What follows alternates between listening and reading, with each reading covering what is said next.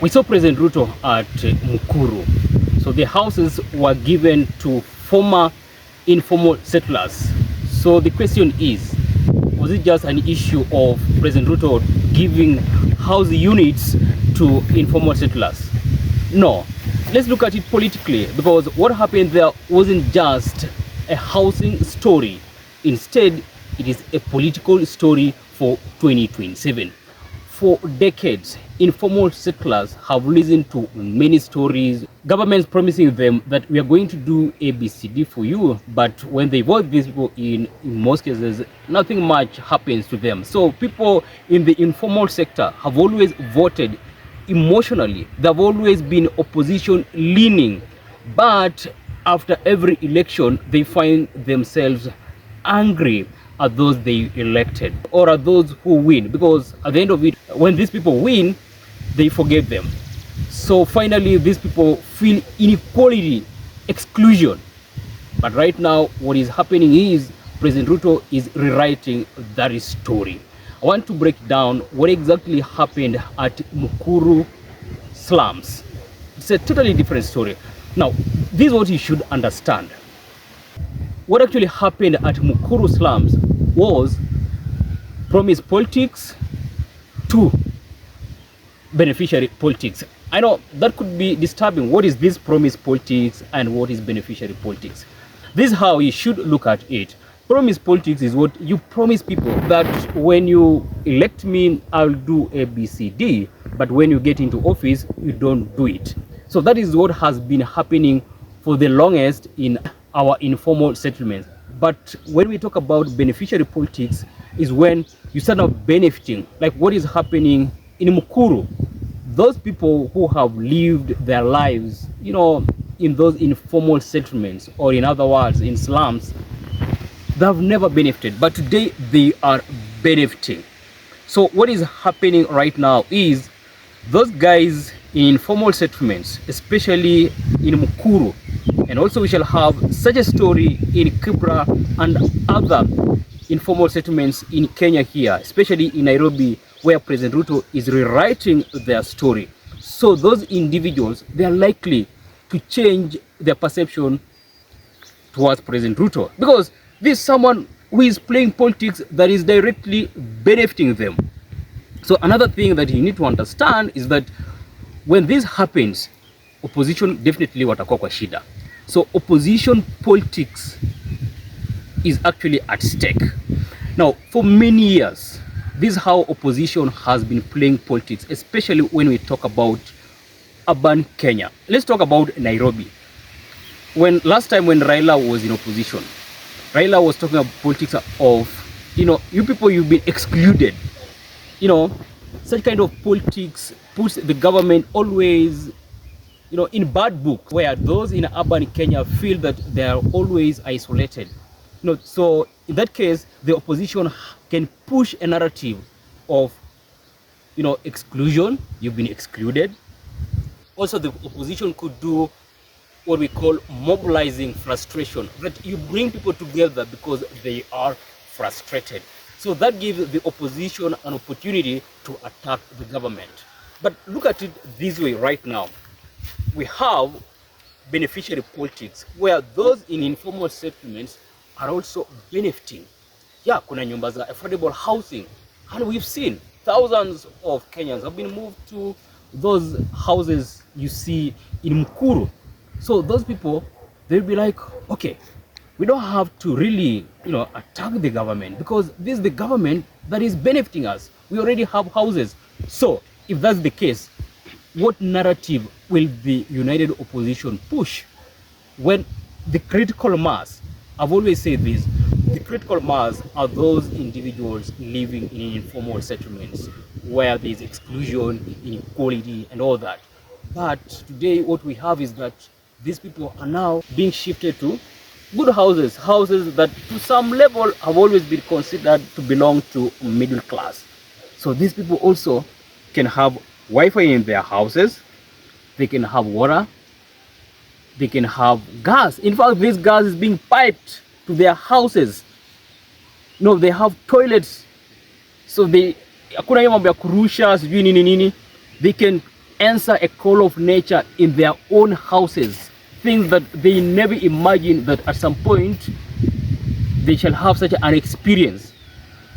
So when all that is happening, remember this, the opposition will be wondering what kind of narrative shall we push. I know the opposition can still push the narrative of corruption or the corruption narrative, but we need to work for those in informal settlements. Will people really be swayed by corruption narrative? No. That narrative, it can work when these people are excluded, but in this case we have these people being included. So when we have the critical mass included, when you even push this corruption narrative, it will not make sense to them, because for them, they are at a point where they are at least receiving something from the government. I understand this. It is not a welfare move by the government. This is just state-led housing that seeks to eliminate slums in our urban Kenya. They are paying some money, but to them, they're seeing it as a big move. And obviously not just them, even you as a Kenyan. This is a big move. We live in Nairobi. We visited these slums, and we know, what people go through, or the predicament of people in these informal settlements. But that story is changing. So these people, even if you talk about how bad President Ruto is, it's not going to make sense to them. So eventually, the people who are losing are those who want to have President Ruto out of office in 2027, because they also want votes from those in those areas they consider low income. So it's gonna be so difficult. And also, if you listen to Rigathi Gachagua some time back, he said that if they take over, they'll do away with this affordable housing and what have you. So meaning the housing levy will be removed. Now, when you talk about removing this housing levy, people down there will definitely think that you want to do away with affordable housing. So meaning those who view this affordable housing as something big, you want to eliminate them from benefiting, or you want to eliminate them from beneficiary politics. So what will happen is they will have to elect this person who is pushing this agenda of affordable housing. Another thing that you need to understand is this. This affordable housing fits into President Ruto's Singaporean dream. It fits so easily. Now, I need you to understand this.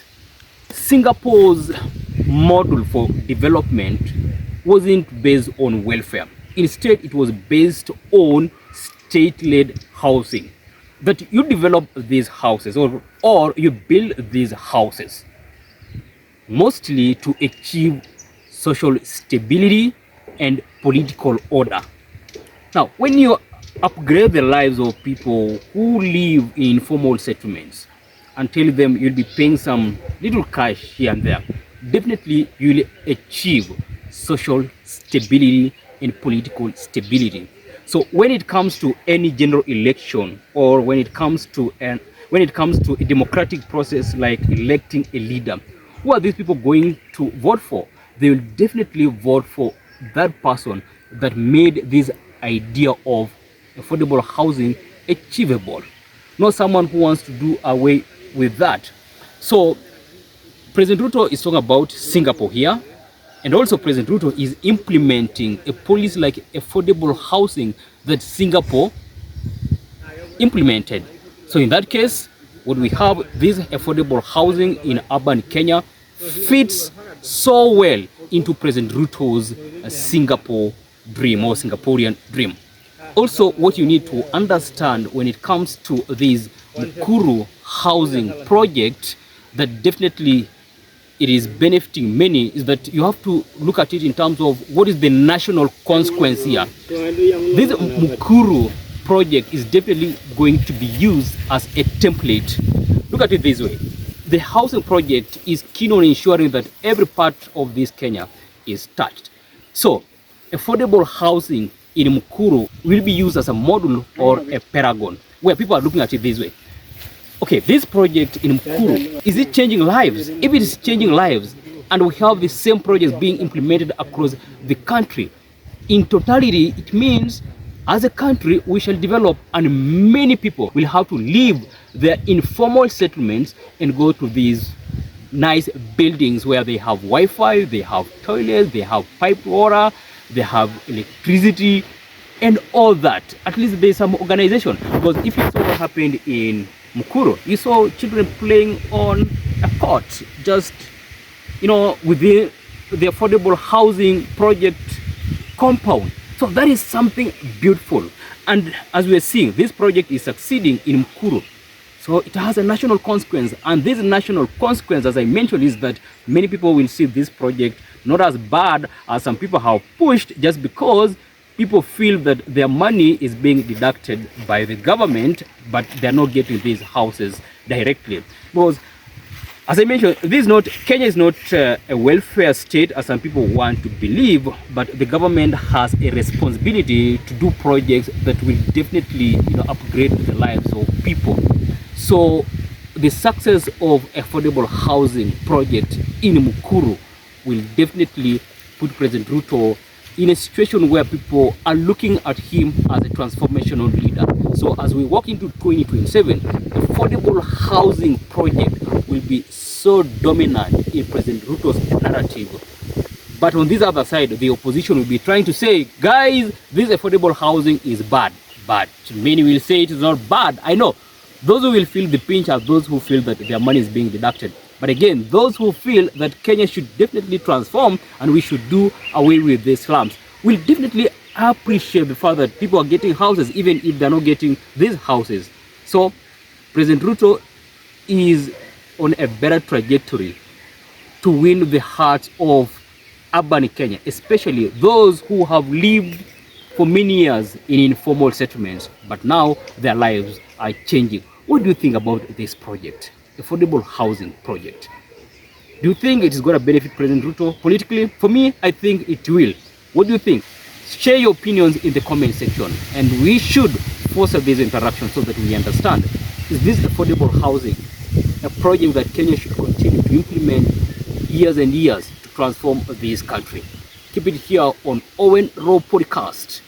And there's another episode that will drop where I'll be focusing on the Gen Z and 2027.